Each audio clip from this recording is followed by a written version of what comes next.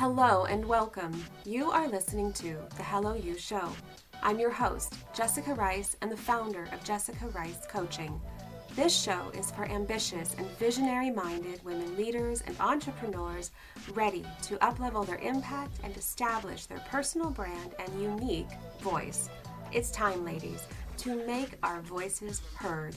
Say hello again to the real you.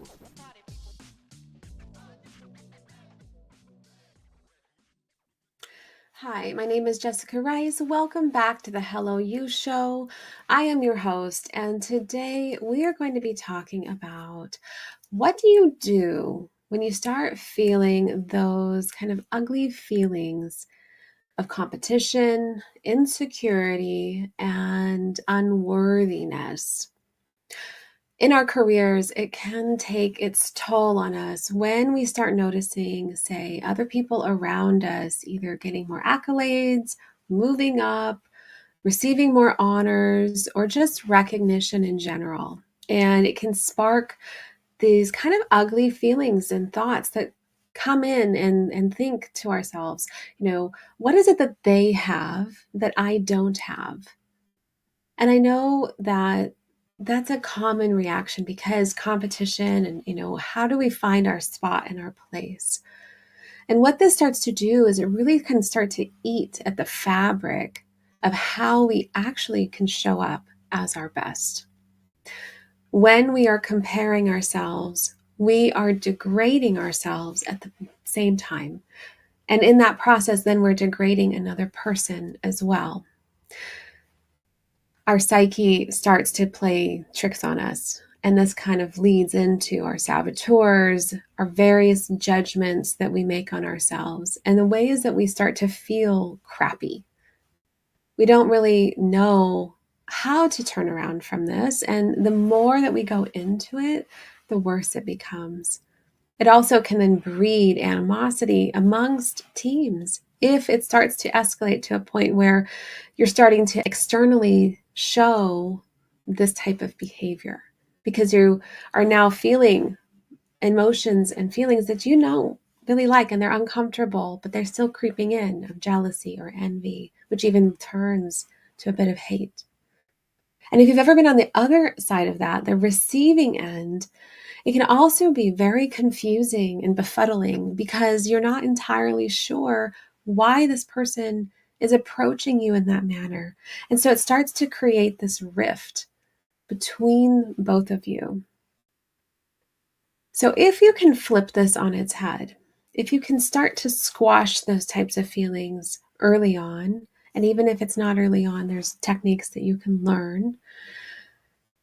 This is going to be the greatest gift that you can give yourself because you are just as valuable as this other person. You are just as valuable. You bring just as much information and knowledge and expertise and value and richness to your role.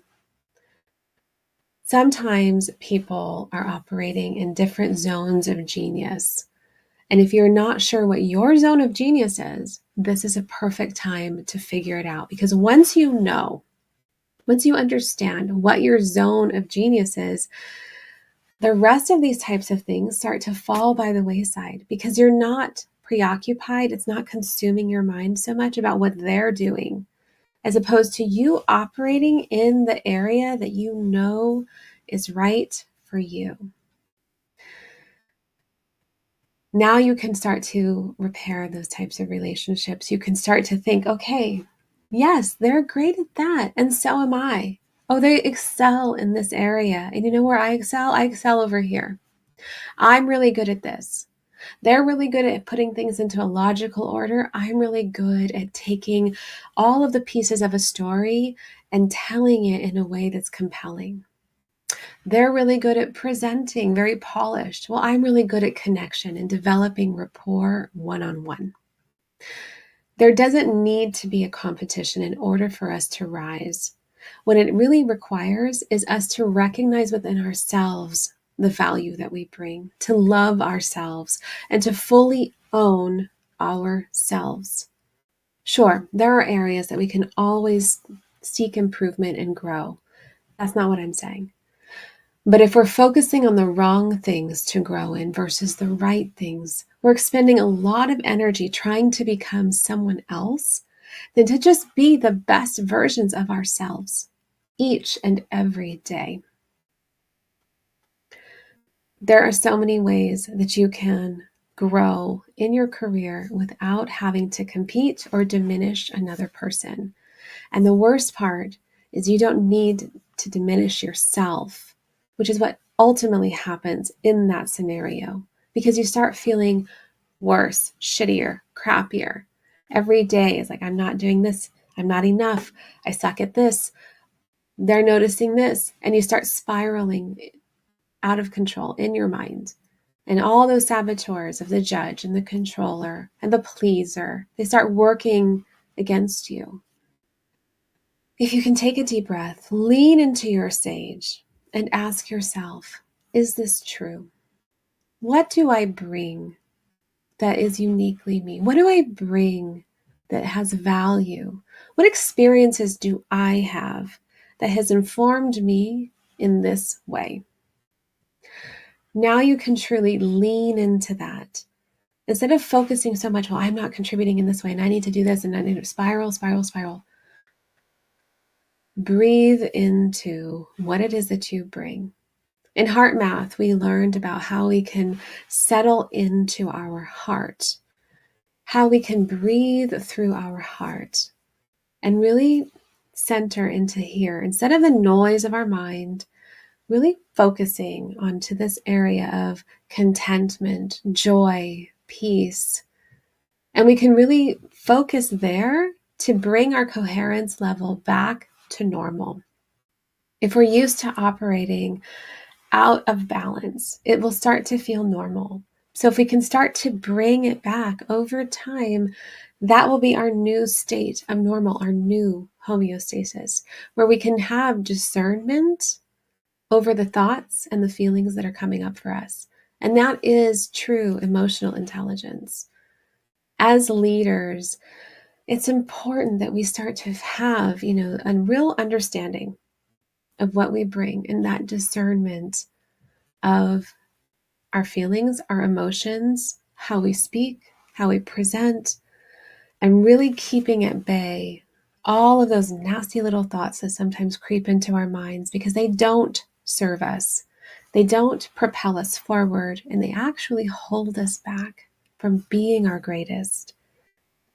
I often recommend The Big Leap by Gay Hendricks to clients because it talks about that zone of genius. It talks about what do people come to you for most often? Why are you so skilled here? What is it that, people come and talk to you about? Hey, can you do this for me? I know you're really good at it. Think about all of those things. And if you're having one of those days where you're just feeling out of sorts, write down the things that you're good at. Write down, okay, I do this well. I may not do this well. I do this well. Counter those negative thoughts. And I might even stretch. Do some of that mirror work. It might seem strange, but look at yourself in the mirror and remind yourself that you are valued and you are loved. All of this requires self-love, self-actualization, ownership of who you are. We live in a world where it's easy to tear ourselves down and look at the negative and then start looking at the negative and being critical of everything around us. If we can start to do the opposite, looking at someone else's strengths, looking at the things that we bring to the table, it all starts with ourselves. It's hard to truly love someone else if we don't love ourselves. We have to own it first as leaders before we can really see clearly what it is that each person's unique gift is and what they bring to the team. And then lean into that. Let them operate in their zone of genius. Let them excel and shine where they shine because you are shining too. There is enough room for all of us when we start to look at it from that perspective and stop competing. And if and the environment that we're in isn't recognizing the value that we're bringing, if the environment that we're in isn't calling it out or able to see it, that's when you know that maybe you're not in the right environment. Sometimes we try so hard to fit ourselves into an environment that's not a good fit. And we have to go outside and find the environment that's a good fit for us. It's not a negative reflection on who we are. It's simply not a good fit. And so you need to know that. You need to know what you're good at. You need to know that zone of genius that you have. You need to understand who you are so that you can be in an environment that enables you to thrive. I hope this was helpful for you today. I feel like this is incredibly important to share, especially at this time of year when so much of us are looking inward at what we do well and what we don't do well. Performance reviews can be both positive and crushing at the same time. But I want you to remember that there is so much value that you bring. And if you can tap into that and lean into that and own it, that will be your greatest gift to yourself. Join me next week on Tuesdays for another leadership discussion. I look forward to seeing you there.